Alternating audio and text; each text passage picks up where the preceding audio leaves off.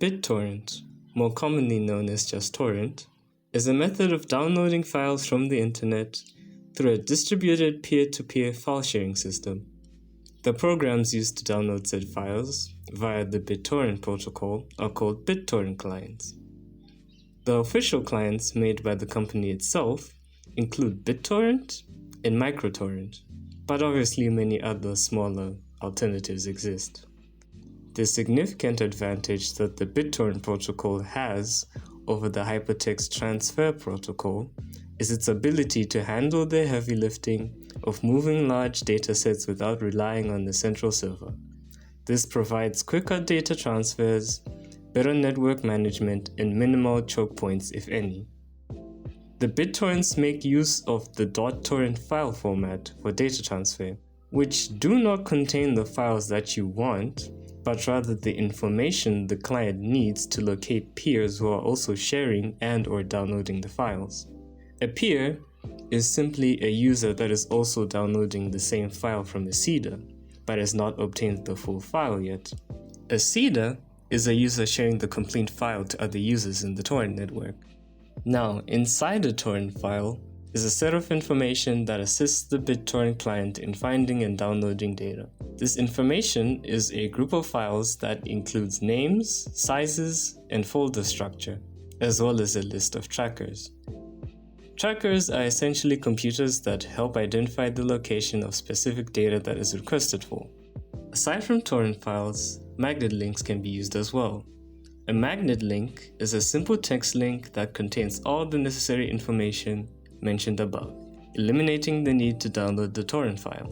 These links help bypass the need for HTTP even further. These magnet links also do websites a favor, as they do not need to host torrent files themselves and just publish the magnet links. Let's go over some key terms you will hear in the world of torrenting, but with a little bit more detail. The first term is seeders, or simply seeds. These are the users sharing the complete file to other users in the torrent network. They stay connected to the network, contributing more of their upload bandwidth so other people can continue to download the file. Without a single seeder, it is not possible to download the file. BitTorrent provides rewards to users and other clients who upload to speed up download times for the swarm of users.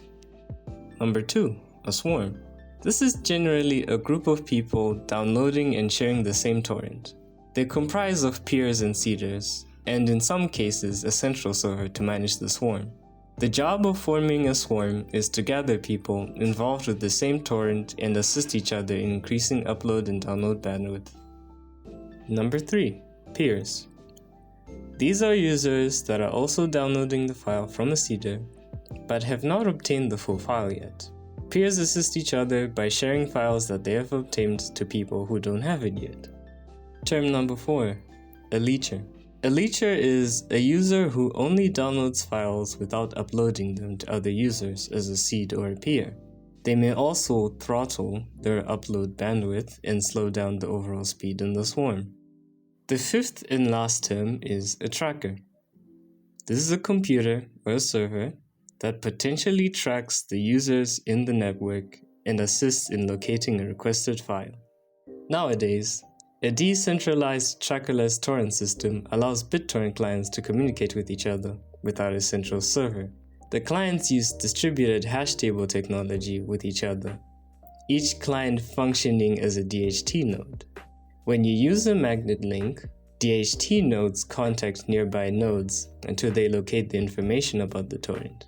In essence, a peer acts as a tracker. This eliminates the need for a central server to manage the swarm, allowing a fully decentralized peer-to-peer file transfer system. We will get more into detail about how distributed hash table technology works later in the video.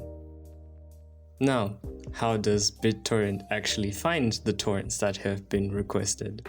A BitTorrent client completes a countless number of complicated tasks, but there is a simplified approach to understanding it.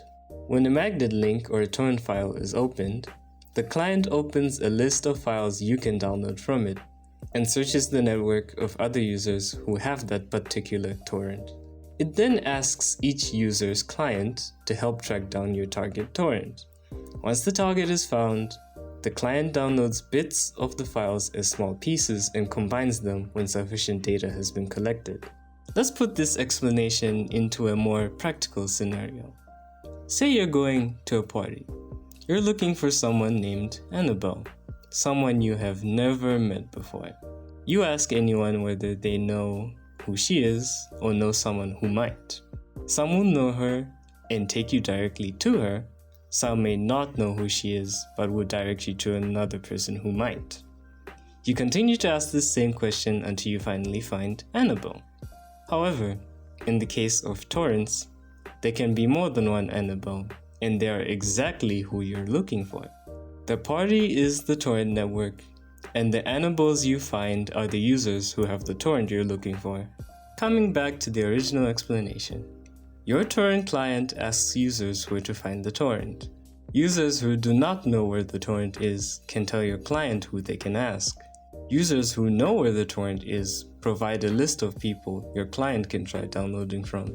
Once it finds a person to download from, it asks them to transfer the files to you. As soon as you receive enough data, the torrent loads and begins downloading. Let's talk about the different uses of BitTorrent. Without a doubt, the most common use of BitTorrent in the world is piracy. Piracy is simply the unauthorized or illegal acquisition and use of another person's product without a license or general permission, especially with infringement of a copyright. This results in the distribution of illegitimate copies of a product in a hidden network full of people who are called pirates. These pirates share these files amongst themselves. Many sites can easily be found through a simple Google search to start downloading, but not all are safe to even enter. Piracy has become globally popular because it allows free access to paid products and services to those who simply can't afford it, people who are unable to access it due to geographical location, or to anyone who just wants to be cheap. On the daily, people pirate movies, TV series, video games, and all kinds of software. Owners of said products have implemented anti-piracy measures to verify the legitimacy of distributed copies. There are different methods to doing this depending on what kind of product we're dealing with, but we will be focusing on video game piracy for this video. Developers use DRM files, which are components that check a game's legitimacy, preventing illicit copies from working. Game piracy involves the modification of these files in order to make the game work. However, anti-tampering software, such as Denuvo, is implemented to prevent any changes to these files. This layer of protection can also be broken with the use of modified files called cracks.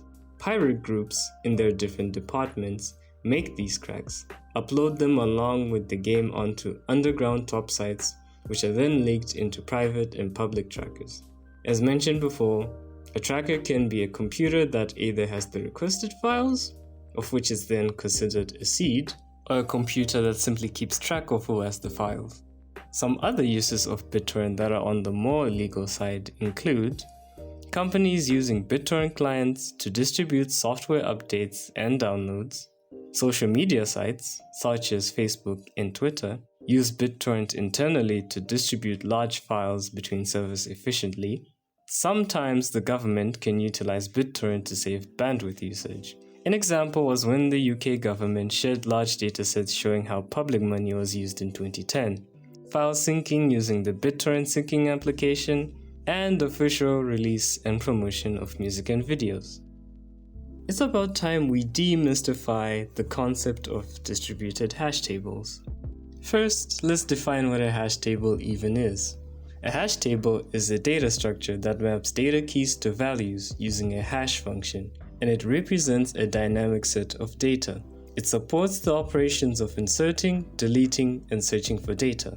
Data can be fetched from hash tables by inputting a key, which then routes messages towards the corresponding node holding that same key. A hash function is a calculation performed to produce a hash value that will be used to allocate the data value in the hash table and assign it a key. Think of a hash table as a dictionary. In a dictionary, a word is mapped to a description of it. The word is the key and the description is the value. A distributed hash table is similar to a hash table, but the network is decentralized and is spread across the internet. It is decentralized in the sense that there is no middle node that connects all other nodes, and this node would usually be known as the central index server. Now on to how the DHTs actually work.